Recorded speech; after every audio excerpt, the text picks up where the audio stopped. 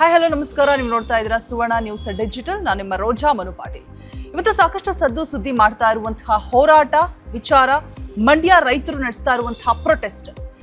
CWRC ಕೊಟ್ಟಿರುವಂತಹ ಆ ಒಂದು ಆದೇಶ ಅದು ಸರಿಯೋ ತಪ್ಪೋ? ನೀರು ಬೇಕು, ಹೌದು, ಸುಪ್ರೀಂ ಕೋರ್ಟ್ ಆದೇಶವನ್ನು ಕೂಡ ಹೊರಡಿಸಿದೆ. ಆದರೆ ಇಲ್ಲಿ ಆಗ್ತಾ ಇರುವಂತಹ ಸಮಸ್ಯೆಗಳೆಷ್ಟು? ರೈತರು ಯಾಕಾಗಿ ಅಷ್ಟೊಂದು ಹೋರಾಟವನ್ನ ಮಾಡ್ತಾ ಇದ್ದಾರೆ? ಕಂಪ್ಲೀಟ್ಲಿ ಇಲ್ಲಿ ಇಕ್ಕಟ್ಟಿಗೆ ಸಿಲುಕಿರುವಂಥದ್ದು ರಾಜ್ಯ ಸರ್ಕಾರ ಅಂತ ಹೇಳಿದ್ರೆ ನಿಜಕ್ಕೂ ಕೂಡ ತಪ್ಪಾಗ್ಲಿಕ್ಕಿಲ್ಲ. ರೈತರು ಪ್ರಶ್ನೆ ಮಾಡ್ತಾ ಇದ್ದಾರೆ, 15 ದಿನಗಳ ಕಾಲ ಬರೋಬ್ಬರಿ 3500 ಕ್ಯೂಸೆಕ್ ನೀರನ್ನ ತಮಿಳುನಾಡಿಗೆ ಬಿಡಿ ಅನ್ನುವಂತಹ ಆದೇಶ ಹೊರಡಿಸಿರುವಂಥದ್ದು ಓಕೆ ಫೈನ್. ಆದರೆ ನಮ್ಮಲ್ಲೇ ನೀರಿಲ್ಲ, ನಾವೇ ಪರದಾಟವನ್ನ ನಡೆಸ್ತಾ ಇದ್ದೀವಿ.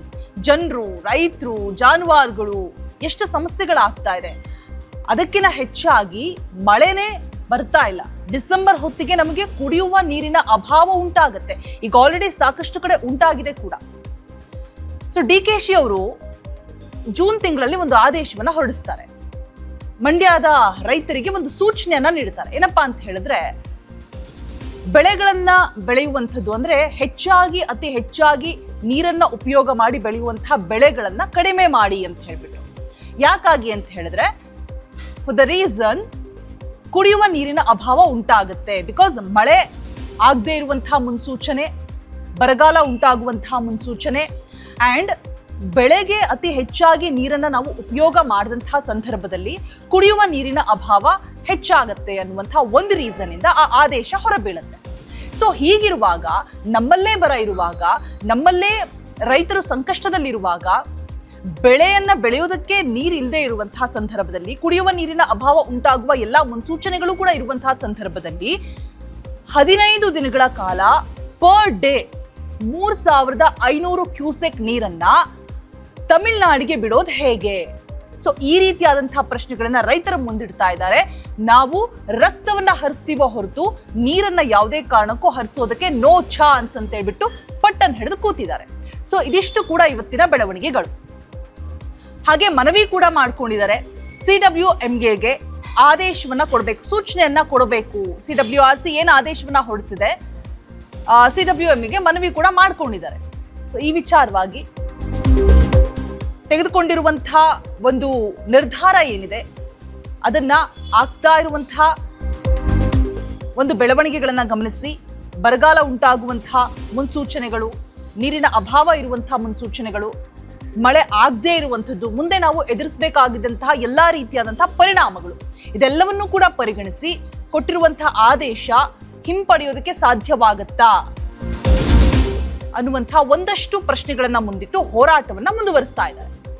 ಅಂಡ್ ಇದೆಲ್ಲವನ್ನು ಕೂಡ ಹೊರತುಪಡಿಸಿ ತಮಿಳುನಾಡಿನ CM ಆದಂತಹ ತಿರುಪತಿ ವಿಜಯ್ ಅವರು ಕೊಟ್ಟಿರುವಂತಹ ಹೇಳಿಕೆ, ಸಾಕಷ್ಟು ಗೊಂದಲಗಳು ಕೂಡ. ಮತ್ತೆ 3ನೇ ತಾರೀಕು ಅವರು ಬೆಂಗಳೂರಿಗೆ ಬರ್ತಾರೆ, ಆಗಮಿಸ್ತಾರೆ. ಬಿಕಾಸ್ DKC ಅವರು ಆಹ್ವಾನವನ್ನು ಕೂಡ ಕೊಟ್ಟಿರ್ತಾರೆ ದಳಪತಿ ವಿಜಯ್ ಅವ್ರಿಗೆ, ಒಂದಿಷ್ಟು ದ್ವಿಪಕ್ಷೀಯ ವಿಚಾರವಾಗಿ ಮಾತುಕತೆ ನಡೆಸುವಂತಹ ಒಂದು ನಿಟ್ಟಿನಲ್ಲಿ. ಬಟ್ ಈಗ ಪ್ರೊಟೆಸ್ಟ್ ಮಾಡ್ತಾ ಇರುವಂತಹ ರೈತರು ಮುಂದಿಡ್ತಾ ಇರುವಂತಹ ಒಂದು ಬೇಡಿಕೆ ಏನಪ್ಪಾ ಅಂತ ಹೇಳಿದ್ರೆ, ಅವರು ಆಗಮಿಸಬಾರ್ದು, ಇಲ್ಲಿಗೆ ಬರಬಾರ್ದು ಅಂತ ಹೇಳ್ಬಿಟ್ಟು ಒಂದು ಕಡೆ ಹೋರಾಟ ನಡೀತಾ ಇದ್ರೆ, ಮತ್ತೊಂದು ಕಡೆ ಏನ್ ಹೇಳ್ತಿದ್ದಾರೆ ಅಂತ ಹೇಳಿದ್ರೆ, ಓಕೆ ಫೈನ್, ಬರ್ಲಿ, ಮಾತುಕತೆ ಚರ್ಚೆ ಆಗಬೇಕು ಎಲ್ಲಾ ವಿಚಾರವಾಗಿಯೂ. ಆದ್ರೆ ಈ ಒಂದು ಕಾವೇರಿ ನೀರಿನ ವಿಚಾರವಾಗಿ ಏನು ಆದೇಶ ಹೊರಬಿದ್ದಿದೆ, ಆ ವಿಚಾರವಾಗಿ ಸಂಕ್ಷಿಪ್ತವಾದಂತಹ ವಿವರಣೆ, ಹಾಗೆ ಇದಕ್ಕೆ ಒಂದು ತಾರ್ಕಿಕ ಅಂತ್ಯ ಕಾಣಬೇಕು ಅನ್ನುವಂತಹ ಒಂದು ಆದೇಶವನ್ನ, ಒಂದು ಮನವಿಯನ್ನ ಮುಂದಿಡ್ತಾ ಇದ್ದಾರೆ ಹೋರಾಟಗಾರರು. ಇನ್ ಕೇಸ್ ಯಾವುದೇ ರೀತಿಯಾದಂತಹ ಬದಲಾವಣೆಗಳು ಆಗ್ಲಿಲ್ಲ ಅಂತ ಹೇಳಿದ್ರೆ, ಇದು ಹೀಗೆ ಮುಂದುವರಿತು ಅಂತ ಹೇಳಿದ್ರೆ ಏನಾಗಬಹುದು ಮುಂದೆ?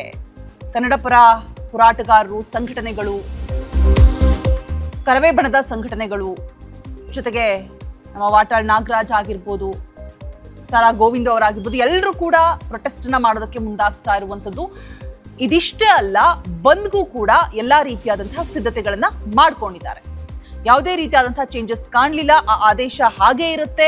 ಸುಪ್ರೀಂ ಏನು ಒಂದು ಫೈನಲ್ ಆದಂತಹ ಒಂದು ಸೂಚನೆಯನ್ನ ಕೊಟ್ಟಿದೆ, ಅದೇ ರೀತಿಯಾಗಿ ನಾವು ತಮಿಳುನಾಡಿಗೆ ನೀರನ್ನ ಬಿಡಲೇಬೇಕು ಅಂತ ಆದ್ರೆ ಮುಂದೆ ಈ ಒಂದು ಹೋರಾಟ ಸಾಕಷ್ಟು ತಾರಕಕ್ಕೇರುವಂತಹ ಎಲ್ಲಾ ಸಾಧ್ಯತೆಗಳು ಮುನ್ಸೂಚನೆಗಳು ಕೂಡ ಕಂಡು ಬರ್ತಾ ಇದೆ. ಬಿಕಾಸ್ ಇವತ್ತಿನ ಒಂದು ಆ ಪ್ರೊಟೆಸ್ಟ್ ನ ಗಮನಿಸ್ತಾ ಹೋದಾಗ ರೈತರು ರೋಡಲ್ಲೇ ಮಲ್ಕೊಂಡಿದಾರ್ರಿ.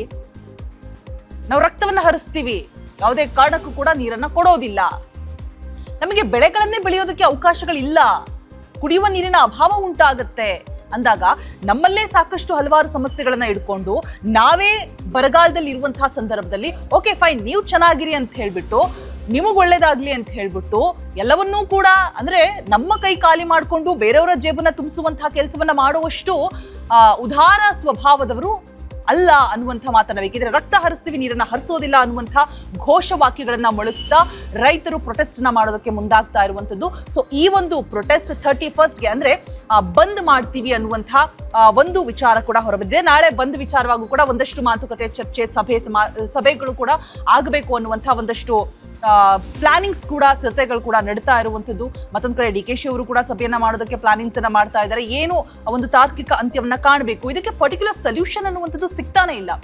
ಮತ್ತೊಂದ್ ಕಡೆ ನಮಗೆ KRS ಇಂದ ಆಗಿರ್ಬೋದು, ಮೇಕೆದಾಟ ಆಗಿರ್ಬೋದು, ಇವೆರಡೂ ಕೂಡ ಒಂದು ಗುಡ್ ಸೋರ್ಸ್, ನಮಗೆ ಇರುವಂತಹ ಒಂದು ಒಳ್ಳೆ ಸೋರ್ಸ್ ನೀರಿಗೆ ಅನ್ನುವಂಥದ್ದು. ಈ ಒಂದು ಸೋರ್ಸ್ ಅನ್ನ ನಮಗೆ ಸದ್ಬಳಕೆ ಮಾಡ್ಕೊಳ್ಳೋದು ಕೂಡ ಸಾಧ್ಯ ಆಗ್ತಾ ಇಲ್ಲ. ಬಿಕಾಸ್ ಅದನ್ನ ಉಳಿಸ್ಕೊಳ್ಬೇಕು, ನಮ್ಮಲ್ಲಿ ನಾವು ಅದನ್ನ ಸದ್ಬಳಕೆಯನ್ನ ಮಾಡ್ಕೊಳ್ಬೇಕು.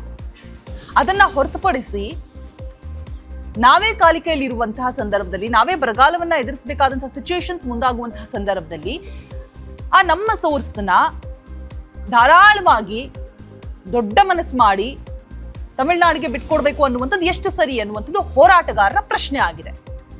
ಅಂಡ್ ಬೆಳೆಗಳನ್ನ ಬೆಳಿಬಾರ್ದು, ನೀರು ಅತಿ ಹೆಚ್ಚಾಗಿ ಬೆಳೆಯನ್ನ ಬೆಳೆಯೋದಕ್ಕೆ ಹೋಗತ್ತೆ ಅನ್ನುವಂತಹ ಸಂದರ್ಭದಲ್ಲಿ ಕುಡಿಯುವ ನೀರಿನ ಅಭಾವ ಉಂಟಾಗತ್ತೆ ಅನ್ನುವಂತಹ ಒಂದು ಕಾರಣಕ್ಕಾಗಿ ಬೆಳೆಗಳನ್ನ ಬೆಳೆಯುವಂಥದ್ದನ್ನ ಕಡಿಮೆ ಮಾಡಿ ಅನ್ನುವಂತಹ ಆದೇಶ ಕೊಟ್ಟಿರುವಂಥದ್ದು, ಹೊರಡಿಸಿರುವಂಥದ್ದು ಜೂನ್ನಲ್ಲಿ DK ಅವರು ಹೇಳಿದ್ದಾರೆ. ಸೊ ಹೀಗಿರುವಾಗ ನೀರನ್ನ ಹೇಗೆ ಅಲ್ಲಿಗೆ ಬಿಡ್ತೀರಿ ಅನ್ನುವಂತಹ ಪ್ರಶ್ನೆಯನ್ನ ಹೋರಾಟಗಾರರು ಮುಂದೆ ಇಡ್ತಾ ಇದ್ದಾರೆ. ಇನ್ನ KRS ನಲ್ಲಿ ನೋಡ್ತಾ ಹೋಗೋದಾದ್ರೆ 92 ಅಡಿ ನೀರಿನ ಮಟ್ಟ ಇರುವಂಥದ್ದು ಸದ್ಯಕ್ಕೆ. ಸೊ 3500 ಕ್ಯೂಸೆಕ್ ನೀರನ್ನ ಅಲ್ಲಿಗೆ ಬಿಟ್ರೆ ಸಂಗ್ರಹಣಾ ಸ್ಥಳ ಗಮನಾರ್ಹವಾಗಿ ಕ್ಷೀಣಿಸ್ತಾ ಹೋಗ್ತಾ ಇದೆ. ಇದು ಎದ್ದು ಕಾಣಿಸ್ತಾ ಇದೆ. ಸೊ ಈ ಸಂದರ್ಭದಲ್ಲಿ ಬೆಳೆಯನ್ನ ಬೆಳೆಯೋದಕ್ಕಾಗ್ಲಿ, ಜನರು ನಡೆಸ್ತಾ ಇರುವಂತಹ ಪರದಾಟ, ರೈತರು ನಡೆಸ್ತಾ ಇರುವಂತಹ ಪರದಾಟ, ಜಾನುವಾರುಗಳು ಎದುರಿಸ್ತಾ ಇರುವಂತಹ ಸಂಕಷ್ಟ, ಸೊ ಎಲ್ಲವೂ ಕೂಡ ಗಮನಿಸಬೇಕಾದಂಥದ್ದೇ. ಇನ್ನ ಕಾವೇರಿ ಜಲಾನಯನ ಪ್ರದೇಶದ ಪ್ರಮುಖ ಜಲಾಶಯಗಳಾದಂತಹ KRS ಆಗಿರ್ಬೋದು, ಕಬಿನಿ ಆಗಿರ್ಬೋದು, ಹೇಮಾವತಿ, ಸೊ ಮುಂಗಾರು ಮಳೆಯ ಒಂದು ಕೊರತೆಯಿಂದಾಗಿ ಏನು ಮುಂಗಾರು ಮಳೆಯೇ ನಮಗೆ ಬರಬೇಕಾದಂತಹ ಮುಂಗಾರು ಮಳೆಯೇ ಸರಿಯಾಗಿ ಬಂದಿಲ್ಲ. ಕಂಪ್ಲೀಟ್ ಆಗಿ ಅಸೀಮಿತ ನೀರು ಮಾತ್ರ ಏನಿದೆ ಅದನ್ನ ಮಾತ್ರ ಹಿಡಿದಿಟ್ಕೊಂಡಿರುವಂಥದ್ದು. ಒಳಹರಿವಿನ ಒಂದು ಪ್ರಮಾಣ ಕೂಡ ಕಡಿಮೆ ಆಗಿರುವಂಥದ್ದು. ಇದೆಲ್ಲವೂ ಕೂಡ ಸಮಸ್ಯೆ ಇದ್ದಂತಹ ಸಂದರ್ಭದಲ್ಲಿ ಹೇಗೆ ಜಲಾಶಯಗಳು ಭರ್ತಿ ಆಗಿಲ್ಲ, ಒಂದು ಕಡೆ ಕುಡಿಯುವ ನೀರಿನ ಸಮಸ್ಯೆಗಳು ಎದುರಾಗುತ್ತೆ ಅನ್ನುವಂಥ ಎಲ್ಲ ಒಂದು ಸ್ಪಷ್ಟನೆ ಕೂಡ ನಮ್ಮ ಕಣ್ಣೆದುರಿಗಿದೆ. ಸೊ ಹೇಗೆ ಬಿಡೋಕ್ ಸಾಧ್ಯ ನೀರನ್ನ ಅನ್ನುವಂಥ ಪ್ರಶ್ನೆಯನ್ನ ಹೋರಾಟಗಾರರು ಮುಂದಿಡ್ತಾ ಇದ್ದಾರೆ. ಇನ್ನ ತಮಿಳುನಾಡಿನ CM ಆದಂತಹ ವಿಜಯ್ ಅವರ ಒಂದು ಸಿನಿಮಾ ಜನನಾಯಕನ್, ಅದಕ್ಕೂ ಕೂಡ ಬಿಸಿ ತಡ್ತಾ ಇದೆ. ಹೋರಾಟಗಾರರು ಯಾವುದೇ ಕಾರಣಕ್ಕೂ ಸಿನಿಮಾವನ್ನ ಥಿಯೇಟರ್ಗಳಿಂದ ತೆಗಿಬೇಕು, ನಿಲ್ಲಿಸಬೇಕು, ಬಂದ್ ಮಾಡಬೇಕು ಅಂತ ಹೇಳ್ಬಿಟ್ಟು ಅಲ್ಲೂ ಕೂಡ ಪ್ರೊಟೆಸ್ಟ್ ಅನ್ನ ಮಾಡ್ತಾ ಇದ್ದಾರೆ. ಬೆಂಗಳೂರು ಅಲ್ಲದೆ ಬೇರೆ ಬೇರೆ ಜಿಲ್ಲೆಗಳಲ್ಲೂ ಕೂಡ ಈ ಎಫೆಕ್ಟ್ ಆಲ್ರೆಡಿ ತಟ್ಟಿದೆ. ಸೊ ಹೀಗೆ ಆದ್ರೆ ಇದು ಇನ್ನಷ್ಟು ಪ್ರಭಾವ ಬೀರುವಂತಹ ಎಲ್ಲ ಸಾಧ್ಯತೆಗಳು ಕೂಡ ಕಂಡು ಬರ್ತಾ ಇದೆ. ಕರ್ನಾಟಕದ ಬೇರೆ ಬೇರೆ ಜಿಲ್ಲೆಗಳಲ್ಲೂ ಕೂಡ ಸಿನಿಮಾವನ್ನ ಸ್ಟಾಪ್ ಮಾಡಬೇಕು, ಬ್ಯಾನ್ ಮಾಡಬೇಕು ಅನ್ನುವಂತಹ ಮಾತುಗಳು ಕೂಡ ಕೇಳಿ ಬರ್ತಾ ಇರುವಂತದ್ದು. ಹೋರಾಟಗಾರರು ಕೂಡ ಆ ಮಾತನ್ನು ಹೇಳ್ತಾ ಇದ್ದಾರೆ. ಮತ್ತೊಂದು ಕಡೆ ಈ ಮೇಕೆದಾಟುಗೂ ಕೂಡ ಅಡ್ಡಗಾಲಾಗ್ತಾ ಇರುವಂಥದ್ದು. ಆ ಒಂದು ನಮ್ಮ ಆಂಬಿಷನ್ ಪ್ರಾಜೆಕ್ಟ್ ಅಂತ ಏನಿದೆ ಅದು ಕಂಪ್ಲೀಟ್ ಕೂಡ ಆಗ್ತಾ ಇಲ್ಲ. ಮತ್ತೊಂದು ಕಡೆ ಕರ್ನಾಟಕ ಆಗಿರ್ಬೋದು, ತಮಿಳುನಾಡು ಆಗಿರ್ಬೋದು, ಕೇಂದ್ರದಿಂದ ಆಗಿರ್ಬೋದು, ಯಾವುದೇ ರೀತಿಯಾದಂತಹ ನಮಗೆ ಒಂದು ಕನ್ಕ್ಲೂಷನ್, ಒಂದು ಪರ್ಟಿಕ್ಯುಲರ್ ಸೊಲ್ಯೂಷನ್ ಅನ್ನುವಂಥದ್ದು ಎಷ್ಟೇ ಹೋರಾಟ ಮಾಡಿದ್ರು ಕೂಡ, 1-2 ವರ್ಷದಿಂದ ಮಾಡ್ತಾ ಇಲ್ಲ ಈ ಹೋರಾಟವನ್ನ. ಸೊ ಯಾವುದೇ ಸರ್ಕಾರ ಬಂದು ಹೋದ್ರೂ ಕೂಡ ಅದಕ್ಕೆ ಕನ್ಕ್ಲೂಷನ್, ಪರ್ಟಿಕ್ಯುಲರ್ ಸೊಲ್ಯೂಷನ್ ಅನ್ನುವಂಥದ್ದು ಸಿಗ್ತಾ ಇಲ್ಲ. ಈ ಕಡೆ ಮೇಕೆದಾಟು ಯೋಜನೆ, ನಮ್ಮ ಆ ಒಂದು ಆಂಬಿಷನ್ ಪ್ರಾಜೆಕ್ಟ್ ಕೂಡ ಕಂಪ್ಲೀಟ್ ಆಗ್ತಾ ಇಲ್ಲ. ಸೊ ಈ ಎಲ್ಲಾ ಗೊಂದಲಗಳ ಮಧ್ಯೆ ಹೋರಾಟ ಅತಿರೇಕಕ್ಕೇರ್ತಾ ಇದೆ. ಸೊ ಈ ಹೋರಾಟ ಯಾವುದೇ ರೀತಿಯಾದಂತಹ ಸೊಲ್ಯೂಷನ್ ಸಿಗದೆ ಹೋದಂತಹ ಸಂದರ್ಭದಲ್ಲಿ ತಾರಕಕ್ಕೇರುವಂತಹ ಎಲ್ಲ ಸಾಧ್ಯತೆಗಳು ಕೂಡ ಇದೆ. ಸೊ ಇದಕ್ಕೆ ಪರಿಹಾರವನ್ನ ಕೊಡಿ ಅನ್ನುವಂತಹ ಕೂಗು ರೈತರದಾಗಿರುತ್ತೆ. ಇನ್ನು ಪ್ರಸ್ತುತ ಜಲವಿಜ್ಞಾನದ ಪರಿಸ್ಥಿತಿಯನ್ನ ಒಂದು ಗಣನೆಗೆ ತೆಗೆದುಕೊಂಡು ಕಂಪ್ಲೀಟ್ ಆಗಿ ಬಿಡುಗಡೆಯ ಆದೇಶವನ್ನ ಮರುಪರಿಶೀಲನೆ ಮಾಡಬೇಕು ಅಂತ ಹೇಳ್ಬಿಟ್ಟು CWMAಗೆ ಮನವಿಯನ್ನ ಮಾಡೋದಕ್ಕೆ ಒತ್ತಾಯಿಸ್ತಾ ಇದ್ದಾರೆ. ರಾಜ್ಯ ಸರ್ಕಾರವನ್ನ ಒತ್ತಾಯಿಸ್ತಾ ಇರುವಂಥದ್ದು ರೈತರು. ಸೊ ಫೈನಲಿ ಇದೆಲ್ಲ ಬೆಳವಣಿಗೆಗಳಿಂದಾಗಿ ಸಫರ್ ಮಾಡ್ತಾ ಇರುವಂಥದ್ದು ರೈತರು ಸಂಕಷ್ಟಕ್ಕೆ ಒಳಗಾಗುವಂಥದ್ದು ಇದೇನು ಮೊದಲೇನಲ್ಲ. ಆತ್ಮಹತ್ಯೆಗಳು ಯಾಕಾಗತ್ತೆ? ನಮಗೆ ಬೇಕಾದಂತಹ ಮಾಲ್ಗೆ ಹೋಗ್ತೀವಿ, ಪಿಜ್ಜಾ ಬರ್ಗರ್ ತಿಂತೀವಿ, ಅಲ್ಲಿ ನಾವು ಹೋಗಿ ಬಾರ್ಗನಿಂಗ್ ಮಾಡಲ್ಲ. ಅವ್ರು ಎಷ್ಟು ದುಡ್ಡು ಕೇಳ್ತಾರೆ ಅಷ್ಟೇ ಹಣವನ್ನ ಕೊಟ್ಟು ನಾವು ತೆಗೆದುಕೊಳ್ತೀವಿ, ತಿಂತೀವಿ. ಆದ್ರೆ ಅದೇ ತರಕಾರಿಗಳ ಮಾರುಕಟ್ಟೆಗೆ ಬಂದಾಗ, ಕೈಗಾಡಿಯವನು ಬಂದಾಗ ₹1, ₹2, ₹5, ₹10ಗೋಸ್ಕರ ನಾವು ಬಾರ್ಗನಿಂಗ್ ಮಾಡ್ತೀವಿ. ಸೊ ಇದು ಯಾವಾಗ ನಿಲ್ಲತ್ತೆ? ರೀಸೆಂಟ್ ಆಗಿ ಬೆಳಗಾವಿಯಲ್ಲಿ ಕಬ್ಬು ಬೆಳೆಗಾರರು ಹೋರಾಟವನ್ನ ಮಾಡಿದ್ರು. ಸರ್ಕಾರ ಮೀನಾಮೇಷವನ್ನ ಎಣಿಸ್ತು. ಕಬ್ಬು ಬೆಳೆಯನ್ನ ನಿಗದಿ ಮಾಡೋದಕ್ಕೆ ₹300-400 ವಿಚಾರವಾಗಿ ಮೀನಾಮೇಷವನ್ನ ಎಣಿಸ್ತು. 3,000-4,000 ಒಂದು ನಿಗದಿತ ಬೆಲೆಯನ್ನ ಕೊಡೋದಿಕ್ಕೆ ಮೀನಾಮೇಷವನ್ನ ಎಣಿಸ್ತು. ಸೊ ಈ ಒಂದು ಎಲ್ಲ ಈ ಮೊಸರಲ್ಲಿ ಕಲ್ಲು ಹುಡುಕುವಂತಹ ಕೆಲಸಗಳು ಯಾವಾಗ ನಿಲ್ಲತ್ತೆ, ಆಗ ರೈತರ ಆತ್ಮಹತ್ಯೆಗಳು ಕಡಿಮೆ ಆಗುತ್ತೆ. ಇದೆಲ್ಲವಕ್ಕೂ ಕೂಡ ಸೊಲ್ಯೂಷನ್ ಸಿಗುತ್ತೆ. ಸೊ ಒಂದು ಬೇಸರದ ಸಂಗತಿ ಏನಪ್ಪಾ ಅಂತ ಹೇಳಿದ್ರೆ, ಇದೆಲ್ಲದರಿಂದ ಕೂಡ ಫೈನಲ್ ಆಗಿ ಸಫರ್ ಆಗೋದು ನಮ್ಮೆಲ್ಲರಿಗೂ ಕೂಡ ಅನ್ನ ನೀಡುವಂತಹ ಅನ್ನದಾತ ಅನ್ನುವಂಥದ್ದು.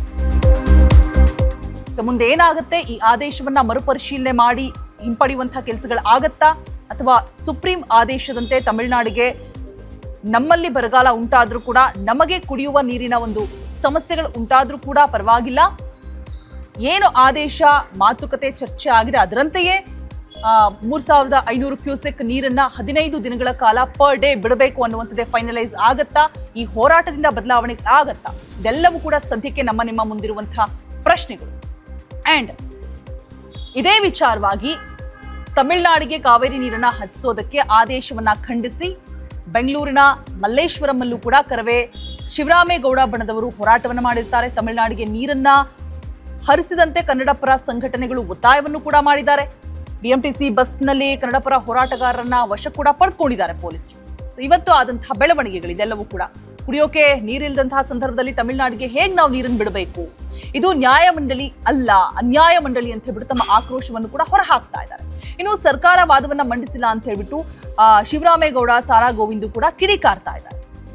ತಮಿಳುನಾಡಿಗೆ ನೀರನ್ನ ಹರಿಸೋದನ್ನ ವಿರೋಧಿಸಿ ಮಾಡ್ತಾ ಇರುವಂತಹ ಪ್ರೊಟೆಸ್ಟ್ ಕರವೇ ಕಡೆಯಿಂದ ಆಗಿರ್ಬೋದು, ಬೆಂಗಳೂರಿನ ಫ್ರೀಡಂ ಪಾರ್ಕ್ ನಲ್ಲಿ ನಡೆಸ್ತಾ ಇರುವಂತಹ ಪ್ರೊಟೆಸ್ಟ್, ನಾರಾಯಣಗೌಡ ಬಣದವರು ಕೂಡ ಹೋರಾಟವನ್ನ ಮಾಡ್ತಾ ಇರುವಂತದ್ದು, ಯಾವುದೇ ಕಾರಣಕ್ಕೂ ಕೂಡ ನೀರನ್ನ ಹರಿಸಬಾರ್ದು ಅಂತ ಹೇಳ್ಬಿಟ್ಟು ಹಕ್ಕೊತ್ತಾಯವನ್ನ ಮಾಡ್ತಾ ಇದ್ದಾರೆ. ಪ್ರತಿಭಟನೆ ಕಿಚ್ಚು ಜಿಲ್ಲೆಯಲ್ಲೂ ಕೂಡ ಹರಡಿದೆ. ಚಾಮರಾಜನಗರ ಆಗಿರ್ಬೋದು, ರಾಮನಗರದಲ್ಲಾಗಿರ್ಬೋದು, ರೈತ ಪರ ಸಂಘಟನೆಗಳಾಗಿರ್ಬೋದು, ಕನ್ನಡಪರ ಸಂಘಟನೆಗಳಾಗಿರ್ಬೋದು, ಎಲ್ಲರೂ ಕೂಡ ಪ್ರೊಟೆಸ್ಟ್ ಅನ್ನ ಮಾಡ್ತಾನೆ ಇದ್ದಾರೆ. CM ವಿಜಯ್ ಅಭಿನಯದ ನಾನೀಗ ಆಲ್ರೆಡಿ ಹೇಳಿದಾಗೆ ಜನನಾಯಕನ ಪ್ರದರ್ಶನಕ್ಕೆ ವಿರೋಧ ಕೂಡ ವ್ಯಕ್ತವಾಗ್ತಾ ಇರುವಂತದ್ದು. ಮತ್ತೆ ನಾಳೆ ನಾಡಿದ್ರಲ್ಲಿ ಆಲ್ಮೋಸ್ಟ್ ಎಲ್ಲಾ ಕಡೆ ಎಲ್ಲೆಲ್ಲಿ ಇದೆ ಎಲ್ಲಾ ಜಿಲ್ಲೆಗಳಿಗೂ ಕೂಡ ಈ ಒಂದು ಬಿಸಿ ತಟ್ಟುವಂತಹ ಎಲ್ಲಾ ಸಾಧ್ಯತೆಗಳು ಕೂಡ ಇರುವಂತದ್ದು. ತಕ್ಷಣ ಮರುಪರಿಶೀಲನಾ ಅರ್ಜಿಯನ್ನ ಸಲ್ಲಿಸಬೇಕು ಅಂತ ಹೇಳ್ಬಿಟ್ಟು ಸದ್ಯಕ್ಕೆ ರೈತರು ಮುಂದಿಟ್ಟಿರುವಂತಹ ಒಂದು ಆಗ್ರಹ. ಇನ್ನ ಆಕ್ರೋಶದ ಕಿಚ್ಚು ಕರ್ನಾಟಕದಲ್ಲಿ ಹೆಚ್ಚಾಗ್ತಾ ಇದೆ. CWRC ಆದೇಶದಿಂದ ರಾಜ್ಯ ಸರ್ಕಾರ ಈಗ ಸದ್ಯಕ್ಕೆ ಇಕ್ಕಟ್ಟಿಗೆ ಸಿಲುಕಿರುವಂಥದ್ದು. ಮುಂದೇನು ಅನ್ನುವಂತಹ ಪ್ರಶ್ನೆ ನಮ್ಮ ಮುಂದಿದೆ. ದೆಹಲಿಯಲ್ಲಿ ಅಧಿಕಾರಿಗಳ ಜೊತೆಗೆ CM DKಶಿ ಕೂಡ ಸಭೆಯನ್ನ ಮಾಡೋದಕ್ಕೆ ಒಂದು ಪ್ಲಾನಿಂಗ್ ಸಿದ್ಧತೆಯನ್ನು ಕೂಡ ಮಾಡ್ಕೊಂಡಿದ್ದಾರೆ. ಸುಪ್ರೀಂ ಕೋರ್ಟ್ ವಕೀಲ ಮೋಹನ್ ಕಾತರ್ಕಿ ಜೊತೆಗೆ CM ಚರ್ಚೆಯನ್ನು ಕೂಡ ಮಾಡಿದ್ದಾರೆ. ಇನ್ನ ತಮಿಳುನಾಡಿಗೆ ನೀರನ್ನ ಬಿಡುವಂತಹ ವಿಚಾರವಾಗಿ ಬಿಜೆಪಿ ನಾಯಕರು ಕೂಡ ಸಿಡಿದಿರುವಂಥದ್ದು. ಈ ಒಂದು ತೀರ್ಮಾನ ಏನಿದೆ, CWRC ತೀರ್ಮಾನ ರೈತರಿಗೆ ದೊಡ್ಡ ಪೆಟ್ಟು, ದೊಡ್ಡ ಬರೆ ಎಳೆದಂತಾಗಿದೆ. ಶಿವಮೊಗ್ಗ ಜಿಲ್ಲೆಯಲ್ಲಿ ಈ ವಿಚಾರವಾಗಿ ರಾಜ್ಯಾಧ್ಯಕ್ಷ ವಿಜಯೇಂದ್ರ ಅವರು ಕೂಡ ಆಕ್ರೋಶವನ್ನ ಹೊರಹಾಕ್ತಾ ಇದ್ದಾರೆ. ಸೊ ರೈತರ ವಿಚಾರ ಅಂತ ಬಂದಂತಹ ಸಂದರ್ಭದಲ್ಲಿ ವಿಜಯೇಂದ್ರ ಅವರು ಯಾವಾಗಲೂ ಕೂಡ ಅವರ ಪರವಾಗಿ ದನಿ ಎತ್ತುತ್ತಾರೆ. ಪ್ರೊಟೆಸ್ಟ್ಗಳಲ್ಲಾಗಿರ್ಬೋದು, ಎಲ್ಲದರಲ್ಲೂ ಕೂಡ ಭಾಗಿಯಾಗ್ತಾರೆ. ರೀಸೆಂಟ್ ಆಗಿ ನಾನು ಕಬ್ಬು ಬೆಳೆಗಾರರ ಹೋರಾಟ ಏನಿದೆ ಆವಾಗಲೂ ಕೂಡ ಇವರು ಅದರಲ್ಲಿ ಭಾಗಿಯಾಗಿದ್ರು ಕೂಡ ರೈತರ ಜೊತೆಗೆ ಡೇ ಟು ಇಡೀ ದಿನ ಕೂತ್ಕೊಂಡು ರೈತರ ಜೊತೆಗೇನೆ ಪ್ರೊಟೆಸ್ಟ್ ಅನ್ನು ಕೂಡ ಮಾಡಿದ್ರು. ಸೊ ಇಲ್ಲೂ ಕೂಡ ದನಿ ಎತ್ತುತ್ತಾ ಇದ್ದಾರೆ. ಜುಲೈ 31ಗೆ ಬಿಜೆಪಿಯಿಂದ ಮಂಡ್ಯದಲ್ಲಿ ಬೃಹತ್ ಹೋರಾಟವನ್ನು ಕೂಡ ನಡೆಸ್ತೀವಿ ಅನ್ನುವಂತಹ ಸೂಚನೆಯನ್ನು ಕೂಡ ಕೊಟ್ಟಿರುವಂತದ್ದು ವಿಜಯೇಂದ್ರ ಅವರು.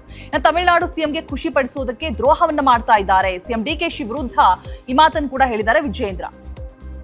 ಇನ್ನ ಸರ್ವಪಕ್ಷ ನಿಯೋಗ ಕೊಂಡೊಯ್ಯುವಂತಹ ಬಗ್ಗೆ ಸಿಎಂ ಜೊತೆಗೆ ಚರ್ಚೆ ಮಾಡುವಂತಹ ಸಾಧ್ಯತೆಗಳು, ನಮ್ಮ ಲಭ್ಯತೆಯನ್ನ ನೋಡಿಕೊಂಡು ತಮಿಳುನಾಡಿಗೆ ನೀರನ್ನ ಬಿಡಬೇಕು ಅನ್ನುವಂತಹ ಮಾತುಕತೆ ಚರ್ಚೆ ಆಗುವಂತಹ ಸಾಧ್ಯತೆಗಳು ಇದೆ. ಬೆಂಗಳೂರಿನಲ್ಲಿ ಸಚಿವ ಎಂಬಿ ಪಾಟೀಲ್ ಈ ವಿಚಾರವಾಗಿ ಹೇಳಿಕೆಯನ್ನ ಕೊಟ್ಟಿದ್ದಾರೆ. ಕಾವೇರಿ ಪ್ರಾಧಿಕಾರಿಗಳು ನದಿ ಪಾತ್ರದ ಕೆಳಗಿನ ಪರ ಇರುತ್ತೆ, ಈಗ ಸಂಕಷ್ಟ ಸೂತ್ರ ಪಾಲನೆ ಆಗಬೇಕು ಅಂತ ಕೂಡ ಹೇಳ್ತಾ ಇದ್ದಾರೆ. ಅಗತ್ಯತೆಯನ್ನ ನೋಡಿಕೊಂಡು ನಿರ್ಧಾರವನ್ನ ಮಾಡಬೇಕಾಗತ್ತೆ ಅನ್ನುವಂತಹ ಮಾತನ್ನ ಎಂಬಿ ಪಾಟೀಲ್ ಅವರು ಬೆಂಗಳೂರಿನಲ್ಲಿ ಹೇಳಿರುವಂತದ್ದು. ಅಂಡ್ ರೈತರ ಬೆಳೆಗಳಿಗೆ ನೀರಿಲ್ಲ, ಕುಡಿಯೋಕೆ ನೀರು ಸಾಕಾಗಲ್ಲ, ಯಾವ ಆಧಾರದ ಮೇಲೆ ತೀರ್ಮಾನವನ್ನ ಮಾಡ್ತಾರೆ ಅನ್ನುವಂಥದ್ದು ಕೂಡ ನಮಗೆ ಗೊತ್ತಿಲ್ಲ. ಸರ್ವಪಕ್ಷ ಸಭೆಯನ್ನ ಕರೆಯೋದಕ್ಕೆ ಒತ್ತಾಯಿಸಿದಂತಹ ಶಾಸಕ ಬಾಲಕೃಷ್ಣ ಅವರು ಈ ವಿಚಾರವಾಗಿ ಮಾತನಾಡಿದ್ದಾರೆ. ರಾಜ್ಯ ಸರ್ಕಾರ ತಮಿಳುನಾಡಿಗೆ ನೀರನ್ನ ಬಿಡಬಾರ್ದು, ನೀರು ಬಿಟ್ರೆ ಬೀದಿಗಿಳಿದು ಹೋರಾಟವನ್ನ ಮಾಡ್ತೀವಿ ಅನ್ನುವಂತಹ ಎಚ್ಚರಿಕೆ ಕೂಡ ಕೊಟ್ಟಿದ್ದಾರೆ. ಮಂಡ್ಯದಲ್ಲಿ ಶಾಸಕ ದರ್ಶನ್ ಪುಟ್ಟಣ್ಣಯ್ಯ ಈ ವಿಚಾರವಾಗಿ ಹೇಳಿಕೆಯನ್ನ ಕೊಟ್ಟಿರುವಂಥದ್ದು. ಸೊ ಇಷ್ಟೂ ಜನ ಕೂಡ ಮಾತನಾಡಿರುವಂಥದ್ದು ರೈತರ ಹಿತವನ್ನ ಕಾಯುವಂತಹ ಒಂದು ನಿಟ್ಟಿನಲ್ಲಿ ಎಲ್ಲಾ ಪಕ್ಷಗಳು ಕೂಡ ಒಂದಾಗಬೇಕು, ಒಟ್ಟಿಗೆ ಹೋರಾಟವನ್ನ ಮಾಡಬೇಕು, ತಮಿಳುನಾಡಿಗೆ ನೀರನ್ನ ಬಿಡೋದಿಲ್ಲ ಅನ್ನುವಂತಹ ನಿರ್ಧಾರಕ್ಕೆ ಫೈನಲಿ ಬರಬೇಕು ಅನ್ನುವಂತಹ ಮನವಿಯನ್ನು ಕೂಡ ಮಾಡ್ಕೊಂಡಿದ್ದಾರೆ. ಮೈಸೂರಿನಲ್ಲಿ ರೈತ ಮುಖಂಡ ಬಡಗಲಪುರ ನಾಗೇಂದ್ರ ಅವರು ಒತ್ತಾಯಿಸಿದ್ದಾರೆ. ಸೊ ಇದಿಷ್ಟು ಕೂಡ ಇವತ್ತಿನ ಬೆಳವಣಿಗೆಗಳು. ನೋಡೋಣ, ರೈತರ ಹೋರಾಟ, ರೈತರ ಕೂಗು, ರಾಜ್ಯ ಸರ್ಕಾರ ಇಕ್ಕಟ್ಟಿಗೆ ಸದ್ಯಕ್ಕೆ ಸಿಲುಕಿರುವಂತದ್ದು. ಏನಾದ್ರೂ ಫೈನಲ್ ಡಿಸಿಷನ್ ಹೊರಬೀಳತ್ತಾ ಅಥವಾ ಆಗಿರುವಂತಹ ಆದೇಶವನ್ನ ಹಿಂಪಡೆಯುವಂತಹ ಕೆಲಸಗಳು ಆಗತ್ತಾ, ವಾಟ್ ನೆಕ್ಸ್ಟ್ ಅನ್ನುವಂತಹ ಕ್ಯೂರಿಯಾಸಿಟಿ ಹೆಚ್ಚಾಗಿದೆ. ಅದಕ್ಕಿಂತ ಹೆಚ್ಚಾಗಿ ರೈತರ ಒಂದು ಹೋರಾಟ ಬಂದ್ ವಿಚಾರ ಯಾವುದೇ ರೀತಿಯಾದಂತಹ ಅಹಿತಕರ ಘಟನೆಗಳನ್ನ ಮಾಡಬಾರ್ದು ಅನ್ನುವಂಥದ್ದು ನಮ್ಮ ಕಳಕಳಿ ಆಗಿರುತ್ತೆ. ನೋಡ್ತಾ ಇರಿ ಸುವರ್ಣ ನ್ಯೂಸ್, ನೇರ ದಿಟ್ಟ ನಿರಂತರ. ಇನ್ನಷ್ಟು ಒಳ್ಳೊಳ್ಳೆ ಕಂಟೆಂಟ್ಗಳಿಗಾಗಿ ಫಾಲೋ ಮಾಡಿ ಸುವರ್ಣ ನ್ಯೂಸ್ ಡಿಜಿಟಲ್. ಇಷ್ಟೊತ್ತು ಸುದ್ದಿ ಕೊಟ್ಟ ನಾನು ರೋಜಾ ಮನುಪಾಡಿ.